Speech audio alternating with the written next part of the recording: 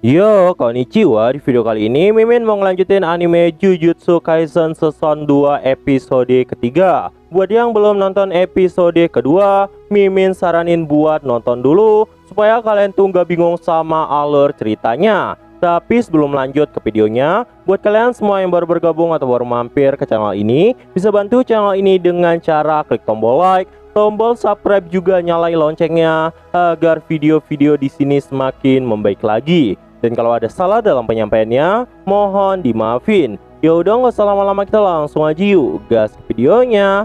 Cerita dimulai. Sesampainya Satoru dengan Geto, Geto pun saat itu langsung meminta maaf dan mengatakan itu adalah salahnya. Geto saat itu nggak menyadari bahwa musuh sebenarnya menargetkan Misato. Dan karena itulah Misato pun akhirnya berhasil diculik oleh pihak musuh. Namun Gojo yang mendengar itu malah berkata, "Lupakan saja, itu bukanlah masalah. Pihak musuh akan mencoba memanfaatkan situasi kali ini dan meminta pertukaran Amanai dengan Kuroi. Atau mungkin jika kita tidak membunuh Amanai, mereka mungkin akan membunuh Kuroi. Karena kita masih punya Amanai saat ini, jadi kita masih unggul. Kita hanya harus menyerahkan Riko Amanai sesegera mungkin." Namun mendengar itu, Riko pun jadi kesal dan berkata, "Tunggu sebentar, aku juga ingin ikut.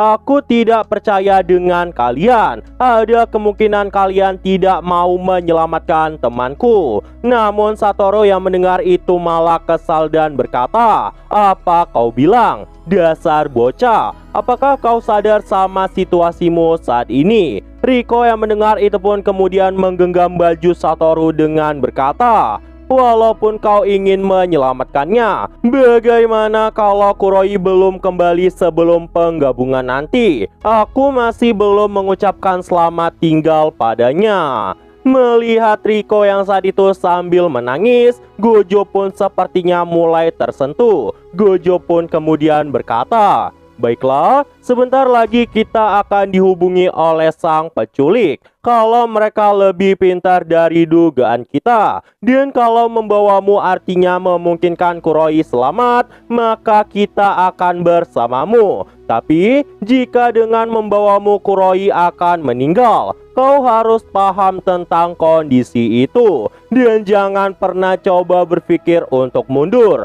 Kami tak peduli walau kau merasa takut. Apakah kau mengerti, Riko Amanai?" Riko yang mendengar itu pun kemudian berkata bahwa dirinya mengerti dan siap menerima konsekuensi apapun. Shin pun kemudian berpindah ke pengawalan hari kedua di Okinawa.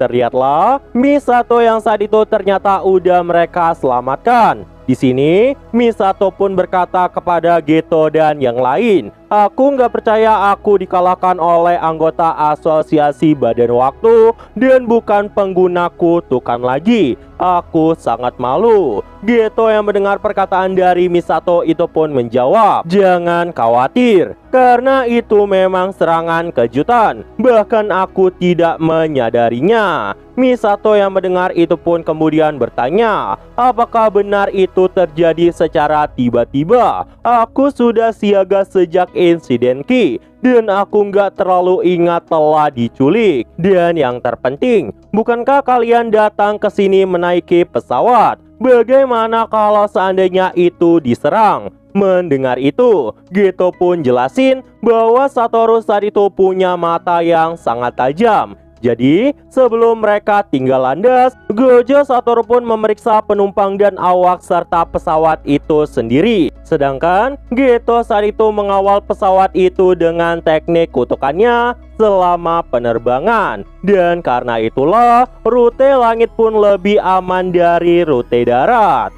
Geto pun kemudian melanjutkan perkataannya, tapi dirinya sebenarnya lebih khawatir kenapa mereka malah memilih Okinawa. Mendengar itu, Misato pun menjawab Bukankah itu untuk mengulur waktu? Walau mereka tak bisa membunuh Riko, apa mereka melakukan ini untuk menunda penggabungan hingga setelah bulan purnama besok? Kalau begitu, bukankah mereka seharusnya memilih daerah terpencil tanpa infrastruktur jalan? Mendengar itu, Geto pun seperti memikirkan sesuatu. Dan di sini Misato pun kembali bertanya, mungkinkah mereka mau menyerang bandara? Geto yang mendengar itu pun menjawab itu pasti mungkin. Tapi itu tidak masalah karena bukan hanya mereka yang ada di sini. Shin pun kemudian berpindah ke bandara. Terlihatlah dua murid dari SMA Jujutsu. Yang pertama adalah Kento Nanamin. Nanamin saat itu berkata, "Kurasa ini bukanlah misi yang cocok untuk anak kelas 1. Mendengar perkataan dari Nanamin,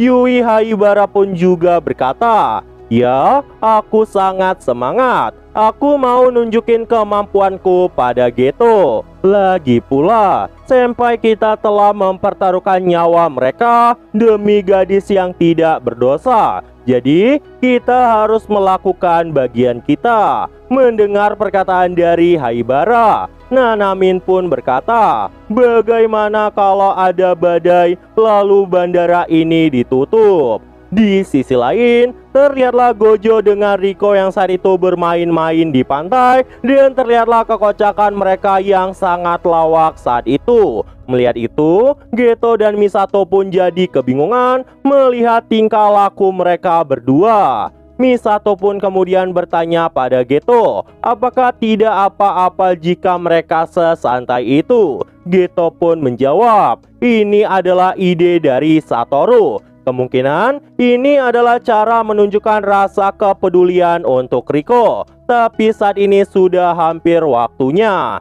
Geto pun saat itu berkata kepada Satoru, "Satoru, ayo kita segera pergi." Mendengar itu, raut wajah dari Riko sepertinya agak kecewa. Melihat Riko yang saat itu agak kecewa, entah kenapa Gojo saat itu merasa simpati. Gojo pun kemudian berkata kepada Geto, "Suguru, bagaimana kalau kita pergi besok pagi aja? Cuaca hari ini cukup bagus." Dan setelah itu Gojo pun mendekat kepada Geto sambil berkata, "Lagi pula, kalau kita ada di Okinawa dan bukannya di Tokyo, mungkinkah itu akan menjadi bahaya jika kita pulang sekarang?" Geto yang saat itu mendengar perkataan dari Satoru seperti memahami maksud perkataannya. Dan di sini Geto pun menanyakan sesuatu pada Satoru. "Satoru, kau telah menggunakan teknikmu non-stop sejak kemarin. Benarkan begitu?"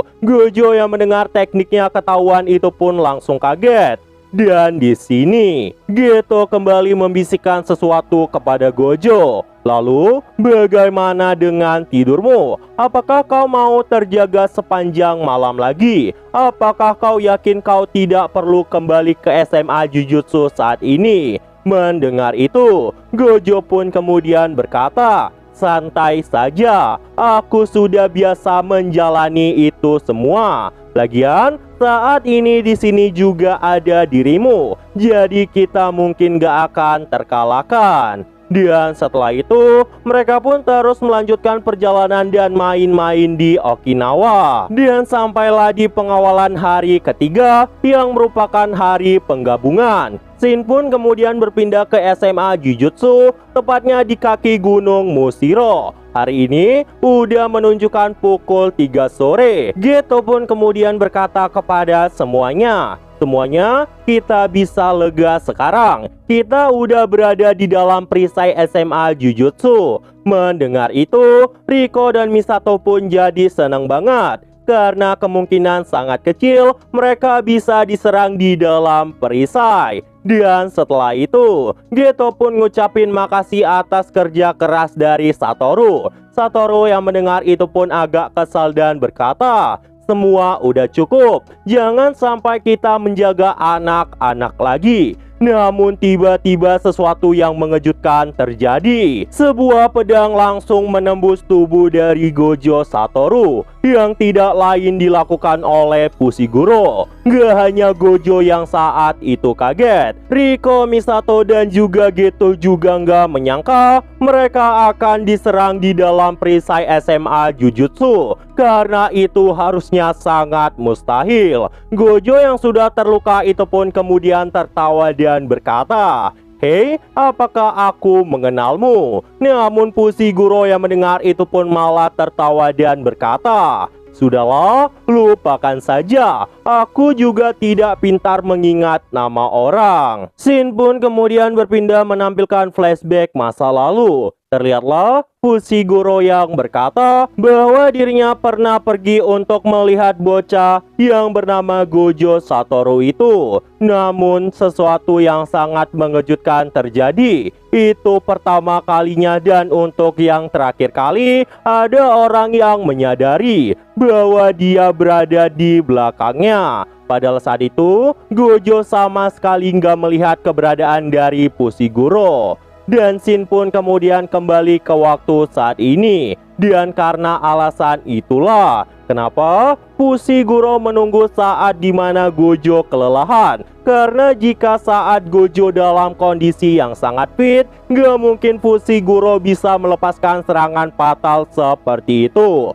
Melihat Gojo yang saat itu sepertinya sudah tersudut, Geto pun langsung melepaskan teknik kutukannya untuk menyelamatkan Satoru. Dan saat itu juga cacing besar itu pun langsung menelan Fushiguro saat itu. Gojo pun kemudian berkata kepada Geto, "Aku tidak apa-apa, gak perlu sepanik itu. Lagian serangannya itu gak mengenai organ vitalku. Dan aku menggunakan energi kutukanku supaya pedang itu tidak lebih melukaiku. Semacam pin keamanan di sweater rajutan. Jadi aku nggak apa-apa. Prioritas kita adalah Amanai, dan aku akan mengurus yang ini. Ayo cepat pergi ke tempat Master Tengen." Namun tiba-tiba sesuatu pun mulai terjadi pada cacing itu. Geto yang melihat itu pun seperti menyadari sesuatu dan kemudian berkata kepada Satoru untuk tidak lengah. Satoru pun kemudian melepas kacamatanya dan berkata, "Kau pikir kau sedang berbicara pada siapa?" Dan tepat saat itu muncullah Fushiguro yang berhasil membelah cacing besar itu. Melihat pedang yang dipegangnya itu berbeda, Gojo pun berkata di dalam hati, pedangnya berbeda dengan yang tadi. Dan roh terkutuk yang membeli tubuhnya itu entah datang dari mana. Apa yang sebenarnya terjadi? Dan gak lama setelah itu, Fushiguro pun mengambang di langit dengan berkata, "Wadah plasma bintang itu pergi kemana? Padahal aku mau membunuhmu dengan tusukan tadi. Kenapa kau masih hidup, Gojo Satoru?" Satoru yang mendengar itu pun menjawab, "Harga buruan Amanai sudah dihapus, dasar idiot." Mendengar itu, Fushiguro pun berkata, "Ya karena akulah yang menghapus itu. Bagi orang tanpa celah sepertimu, aku akan menggunakan ilusi supaya seolah kau telah mencapai tujuanmu. Sayang sekali, gak ada penyihir rekanmu yang mati. Tapi kalau tak ada batas waktu untuk harga buruan itu, mungkin kau akan selalu waspada dan gak akan pernah melepaskan teknik kutukanmu. Bukankah begitu, Satoru?" Satoru yang mendengar itu pun jadi kesal dan mulai melepaskan tekniknya. Sehingga gravitasi besar pun langsung muncul di sana, seolah langsung membelah bumi tepat di depan Fushiguro. Fushiguro saat itu masih berhasil menghindari serangan dari Satoru. Satoru yang melihat kelincahan dari Fushiguro pun berkata, "Dia tidak hanya cepat, tapi aku menyadari sesuatu yang aneh dari dirinya. Dia nggak punya energi kutukan. Semua jurusnya adalah kekuatan fisik. Aku bahkan gak bisa membaca gerakannya." Dan tiba-tiba Fushiguro pun saat itu melesat dan muncul tepat di depan Gojo sambil melepaskan serangan ke arah Gojo. Namun sesuatu yang mengejutkan terjadi. Tiba-tiba Gojo lah yang berhasil menyerang Fushiguro dan membuatnya terpental saat itu. Gojo pun kemudian berkata di dalam hati, dia tahu teknik kutukanku dan karena itu dia terus berada di tempat rendah. Dia pasti punya rencana, terutama dengan alat terkutuk yang dia keluarkan itu. Gojo pun kemudian kembali berkata kepada Fushiguro, apakah hanya itu harta karunmu? Sayang sekali kau nggak akan bisa mendekat untuk menggunakannya. Namun saat itu Fushiguro pun menghilang dari tempatnya yang membuat Gojo pun saat itu kebingungan. Gojo pun mulai mencari keberadaan dari Fushiguro sambil berkata di dalam hati, aku nggak bisa merasakan tanpa energi kutukan. Apa aku harus bergantung pada instingku? Tidak, aku akan mencoba merasakan energi roh terkutuk yang membeli tubuhnya. Tapi saat Gojo merasakan hal itu, entah kenapa pergerakan dari Fushiguro pun saat itu cepat banget dan memaksa Gojo sampai menggunakan teknik maksimum dari Cursed Energy Output. Dan tiba-tiba Gojo pun melepaskan Azure Glow yang menyebabkan tempat itu pun saat itu sampai runtuh. Dan setelah meruntuhkan satu daerah, Gojo malah berkata dengan santai, sekarang gak ada siapapun yang bisa menghalangi pandanganku. Gak akan ada serangan kejutan lagi. Kau ingin sembunyi di mana? Namun tiba-tiba muncullah lalat kepala yang mengepung tubuh Gojo. Gojo yang mendengar itu pun berkata di dalam hati,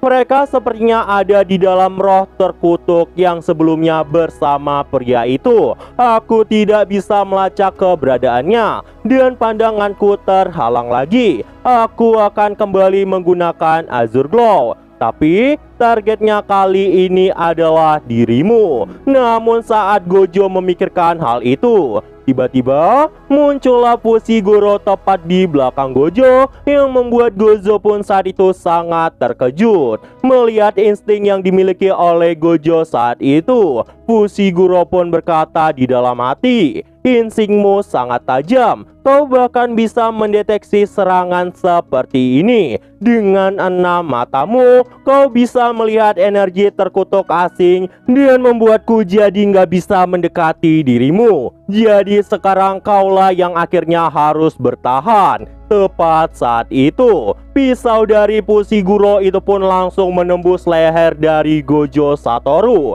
Itu adalah alat terkutuk tingkat spesial yang bernama tombak surga terbalik, yang memiliki efek untuk memaksa satu teknik kutukan untuk berhenti. Dan setelah kejadian itu, seluruh tubuh Gojo pun terus dicabik-cabik oleh Fushiguro yang membuat Gojo pun saat itu sampai terbaring lemas di sana. Dan setelah itu Fushiguro pun kembali berdiri dan berkata, aku mulai ingat bagaimana cara melakukan ini. Shin pun kemudian berpindah ke dasar SMA Jujutsu, tepatnya di Tom's Koridor Bintang. Terlihatlah Riko yang saat itu ada di sana. Misato pun saat itu berkata kepada Riko, aku hanya bisa mengantar kau sampai di sini, Master Riko. Aku memohon. Mendengar perkataan dari Misato, Riko pun langsung memeluk Misato dengan berkata,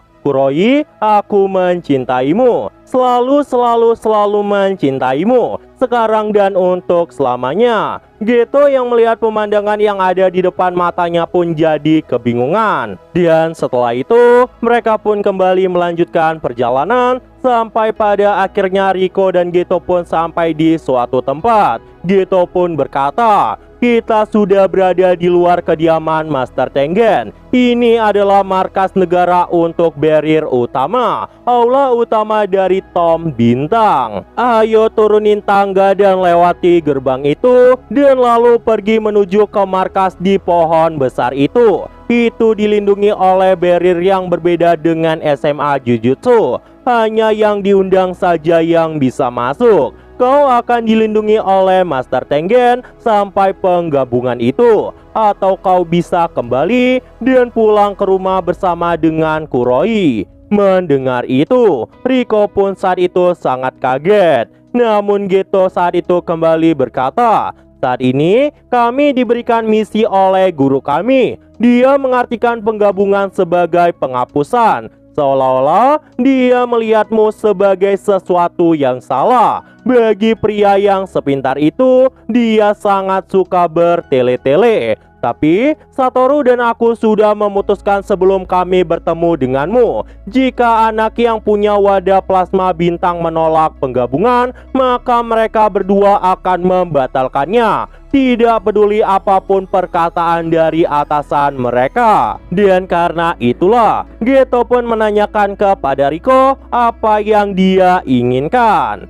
Riko pun saat itu menjawab, "Sejak aku lahir, aku diberitahu aku itu spesial dan berbeda. Menjadi spesial adalah sesuatu yang normal bagiku. Aku menjauh dari hal-hal berbahaya dan selamat sampai sekarang. Orang tuaku meninggal karena kecelakaan. Aku bahkan tidak mengingatnya. Aku tidak sedih ataupun kesepian lagi. Itulah kenapa dengan penggabungan, kupikir aku akan baik-baik saja dan meninggalkan semuanya. Seberapa sakitnya ini aku bahkan yakin suatu saat kesedihan dan kesendirian pasti akan menghilang. Tapi aku ingin bersama dengan semuanya." Riko pun saat itu terus menangis dan berkata bahwa dirinya ingin pergi ke suatu tempat dan melihat banyak hal bersama dengan semuanya. Mendengar itu, Geto pun langsung mengulurkan tangannya pada Riko dan berkata, "Ayo Riko, kita pulang." Namun sesuatu yang mengejutkan terjadi.